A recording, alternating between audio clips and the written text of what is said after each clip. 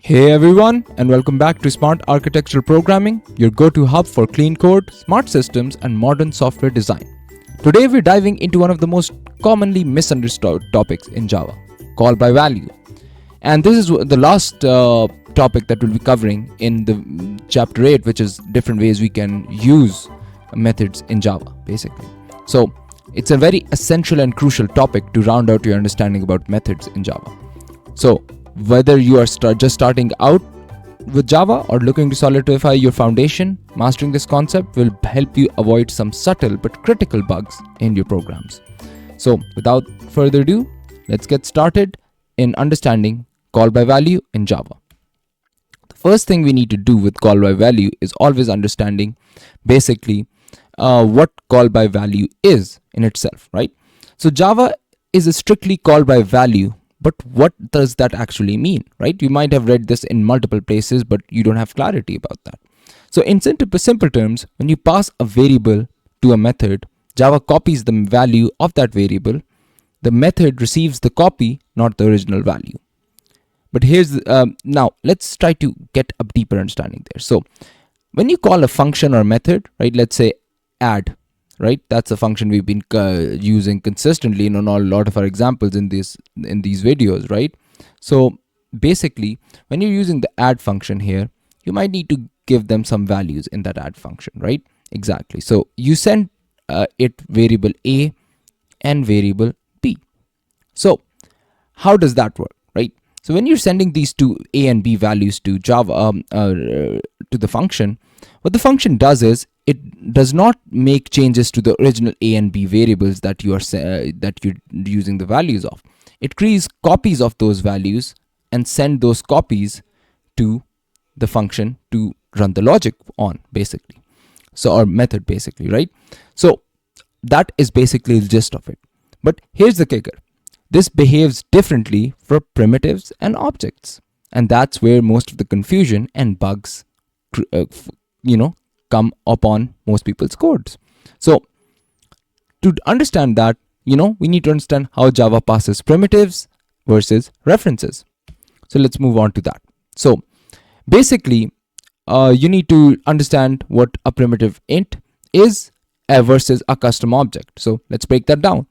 When you pass primitive type like int, double, or boolean, as you can read right here, this is something that you can understand by reading much more clearly.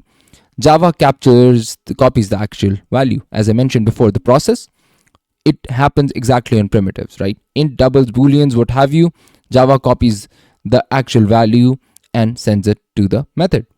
When you pass an object, Java copies the reference to that object, right? Now there's the difference here. So when you're passing objects, then references are passed. And basically, it does not mean it's called by reference. The reference itself is called passed by value. That's crucial. So any change to the reference, like pointing to it to a new object, won't affect the original. But if you change the internal state of the object, the original does reflect that change. Why? Because both method and the caller are using the same underlying object. So I think there's a little bit lack of clarity here. So let me put it this way. We have an object, right? Let's say a car, or let's say just a hat. I think that's easier to draw. Nothing too complicated.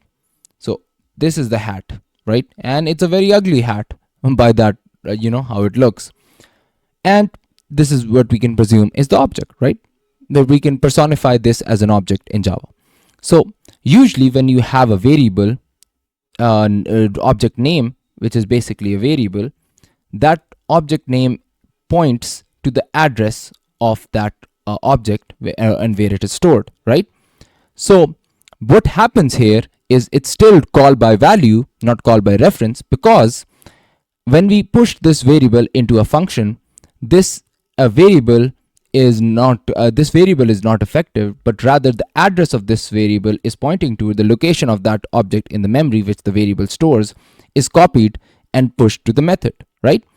But when you do work with primitives, like just simple variables, if you make changes to them, they don't translate into the actual variable. They don't translate into the actual value that was sent to the method, but just within that method itself. But now, because the address is being pointed to, right? So any change that you do within the function to the main object here, like adding some, you know, sprinkles on top of it, that change is going to be reflected even outside of that method, basically, because you're not making changes to the original object. You have the address of the object that was copied.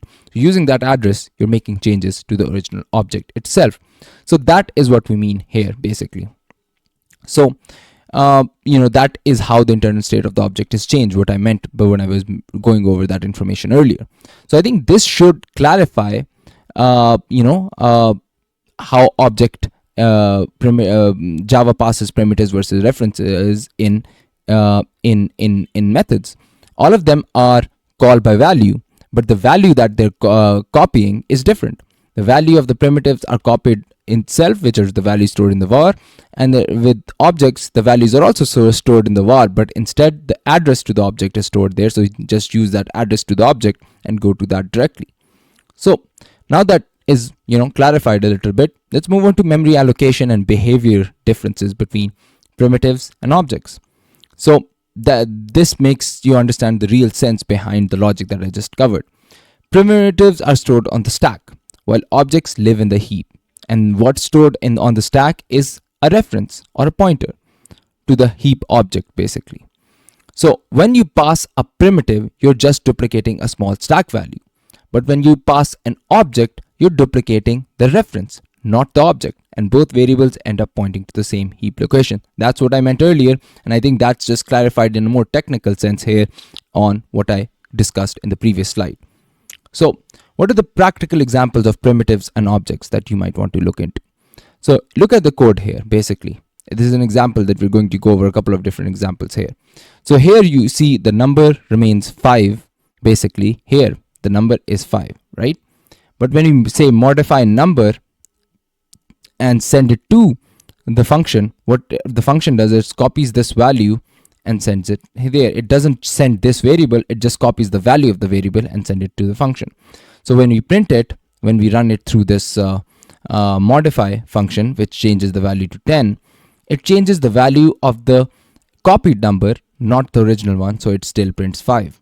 That's the core essence that you need to understand. The original remains untouched here. It's a primitive, it gets copied from the stack and it's sent over here, right? Simple enough. Now let's try this with an object, right? So here we have a class called person with the string name here, right? Then we have a public class example.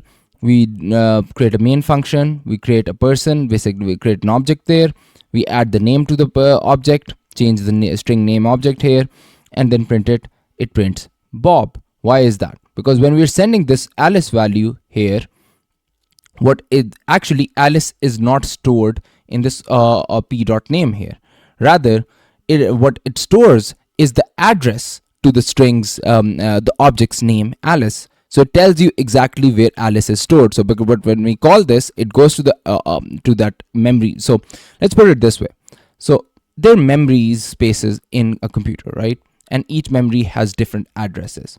And you'll be familiar with the weird syntax you might have seen. And if you might not have seen as well, it's something like 0, that it's gone a little messy, 0x and then 99 or some weird combination of numbers that you'll see.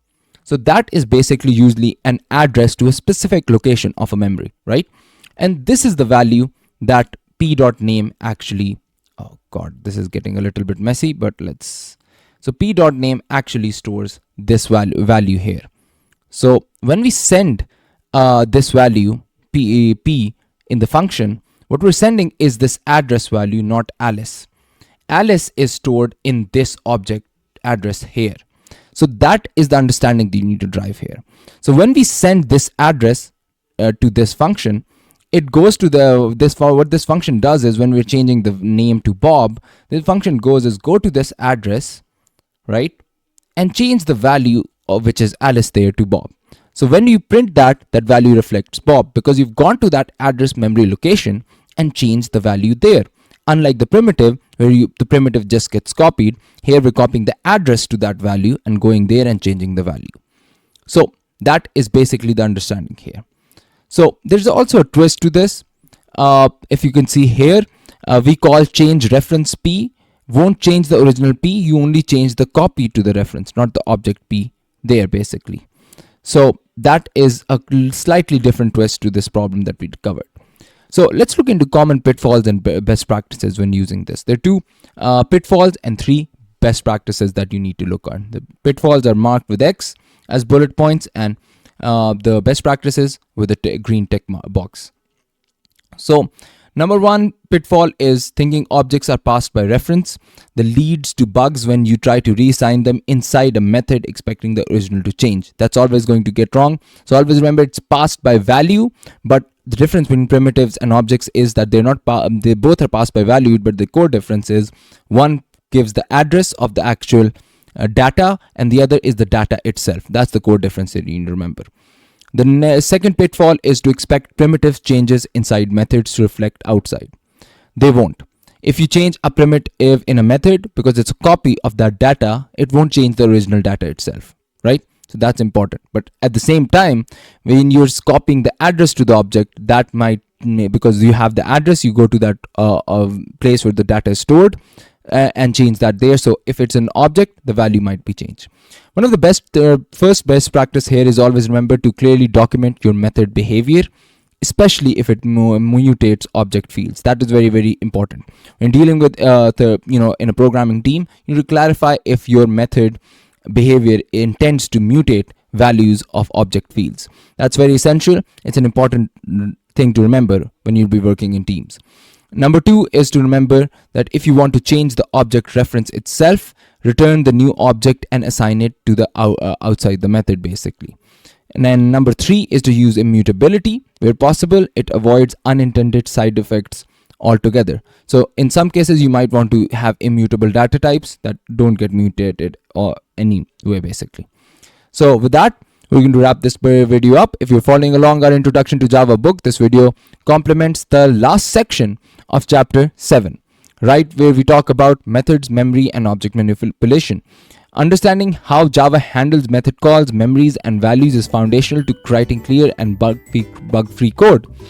Thanks for watching. If you found this helpful, hit the like button, subscribe for more deep dives, and check the links below for exercises and code samples. Also, with that, until next time, code smart and build smarter.